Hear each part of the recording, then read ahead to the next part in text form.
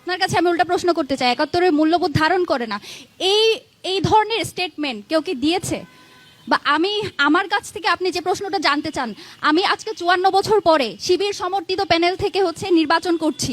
তো এই যে ৫৪ বছর ধরে চলে গেল, এই ৫৪ বছর ধরে আপনারা এই প্রশ্নের সমাধান করেন নাই কেন? আর এই যে শিবির সমর্থিত প্যানেল, যেই শিবির ১৯৭৭ সালে গঠিত হয়েছে, সে কিভাবে স্বাধীনতার বিরোধী হয়? এবং আপনি দেখবেন এর আগে ছাত্র শিবিরের নাম ছিল ছাত্র সংঘ। ছাত্র সংঘ ছিল, তো ছাত্র সংঘের সাথে তো আমি শুনুন, ছাত্র সংঘ যদি কন্টিনিউ করতো তাহলে তো সে তো ছাত্র সংঘই থাকতো। যদি সে মূল্যধারা যদি সে রংপুর জেলা ছাত্র সংঘের সভাপতি এটিএম আজহার, ছাত্র সংঘের ঢাকা বিশ্ববিদ্যালয় শাখার প্রথম সভাপতি। আমি ছাত্র সংঘের সাথে কোনো কমিটি ছিল, আপনাকে স্বীকার করতে হবে। আমি ছাত্র সংঘের সাথে কোনো ধরনের জোটবদ্ধ হইনি, আমি ছাত্র শিবিরের সাথে হয়েছি।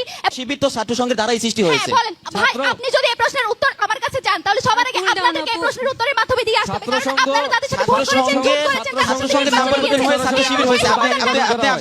আপনি ইতিহাস বদলাতে পারবেন না তো। কোন প্রশ্নের উত্তর চান, সবার আগে আপনাকে এই প্রশ্নের উত্তর দিতে হবে, কেন আপনারা তাদের এই সমস্যার সমাধান না করে, এই বিচার না করে, কেন আপনারা তাদের সাথে ভুল করেছেন, জোট করেছেন? আপনি বলেন যে কেন আপনারা ভুল করেছিলেন, জোট করেছিলেন? এটা তার প্রশ্ন, তিনি সকলকে সাধারণ ক্ষমা করে দিয়েছিলেন, তাদের কাছে প্রশ্ন করেন। ছাত্র শিবিরের সাথে জোট করতাম না, আপনারা তাদের জন্য বিচার আমরা না হয় পারি নাই, আমরা না হয় পারি নাই। বাংলাদেশে কি ধর্মভিত্তিক রাজনীতি চলতে পারবে? বাংলাদেশে ধর্মভিত্তিক রাজনীতি কি কেউ করে? নিশ্চয়ই করে। তারা ধর্মভিত্তিক আইডিওলজি ধারণ করে। তো বাংলাদেশে যদি কেউ বাংলাদেশের সংবিধানে কি ধর্মভিত্তিক রাজনীতি?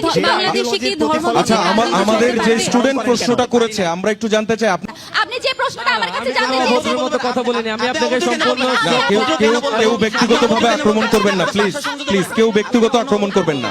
আপনি কেন অভদ্র বলবেন? আপনি কেন অভদ্র? আমি বলেছি অভদ্রের কথা বলেছি। আর বাংলাদেশে যদি কেউ দেশবিরোধী শক্তি থাকে বা স্বাধীনতা বিরোধী, 24 কে যারা আমি তাদেরকে সন্দেহ করি, যারা 24 কে ৭১-এর মুখোমুখি করতে চাই, আমি তাদেরকে সন্দেহ করি। 24 হচ্ছে ৭১-এর ধারাবাহিকতা, এটা আপনাকে বিশ্বাস করতে হবে। বাংলাদেশে রাষ্ট্র আকাঙ্ক্ষা পূরণ করতে পারি, কেউ তো সেটা অস্বীকার করছে না। ৭১ দিয়ে রাষ্ট্র গঠন করতে পারিনি, কিন্তু 24 দিয়ে করে ফেলবো। 24 এর পরে আর একটা 30 হবে না, সেটা কি গ্যারান্টি? আমরা তো 24 এ সম্মুখসারি ছিলাম, আমরা অস্বীকার করেছি। আমি ছিলাম না, শুধুমাত্র আপনি ছিলেন। আমরা তো অস্বীকার করি না। তাহলে আপনি কেন বলেন আমরা অস্বীকার করেছি? আমরা তো অস্বীকার করি না।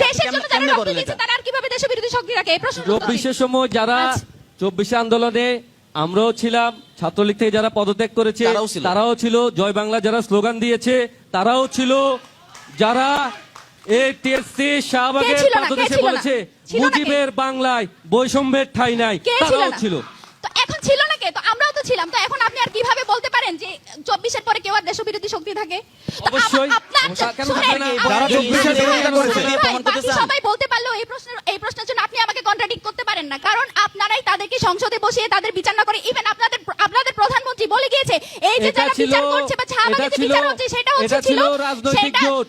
আর হচ্ছে আমি রাজনৈতিক জোট করেছি ভাই, বলেন রাজনৈতিক জোট, এটা তো আপনাদের নৈতিক দায়িত্ব যে আপনারা রাজাকারের সাথে রাজনৈতিক জোট করেছেন। তখন আসেন ছাত্র শিবিরের এসে রাজাকারের সাথে তো কার সাথে করেছেন? সেটা যদি আপনি না বুঝেন তাহলে আপনার ব্যর্থতা। রাজাকারের সঙ্গে করেছিল, আপনি না বুঝেন সেটা আপনার ব্যর্থতা। সকল দলের রাজনীতি বন্ধ করেছিল, রাজাকার শব্দের মেটাফর ছিল, সেটা আপনি যদি বয়ান প্রতিষ্ঠা করতে চান সেটা বাংলাদেশের জিয়াউর রহমান যখন ক্ষমতায় আসে তখন তারা বহুদলীয় গণতন্ত্র প্রতিষ্ঠা করে, তখন জামাতের রাজনৈতিক অধিকার জিয়াউর রহমানই ফিরিয়ে দিয়েছিল। জিয়াউর রহমান ফিরিয়ে দিয়েছিল, শুধু জামাতের নয়, আওয়ামী লীগের রাজনৈতিক অধিকার। এখানে তো কেউ জামাত শিবিরের রাজনৈতিক অধিকার হরণ করার কথা বলছে না। প্রশ্ন করা হয়েছে যে ৭১ প্রশ্নে আপনাদের অবস্থান কি? কেউ কি বলেছে যে জামাতের রাজনৈতিক অধিকারকে হরণ করতে হবে? বাংলাদেশে ৭১ বিরোধী কোন ৭১কে যারা ধারণ করবে না তারা রাজনীতি করতে পারবে না। আমি ছাত্র শিবিরের সাথে জোট করেছি, এটা প্রতিজ্ঞা নিয়ে আমি জোট করেছি। তারা কোনো ধরনের ৭১ বিরোধী কর্মকাণ্ডকে করে না এবং তারা হচ্ছে ৭১কে ধারণ করে, এইটুকু বিশ্বাস এবং এইটুকু তাদের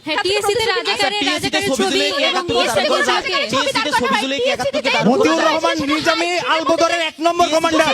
আচ্ছা, টিএসসির ছবির বিষয়ে উনি কিছু বলছেন। মতিউর রহমান নিজামী আলবদরের ১ নম্বর কমান্ডার। আপনি নরমালি কথা বলেন, আমাকে আঙ্গুল তুলে কথা বলবেন না, সবাই শুনছে।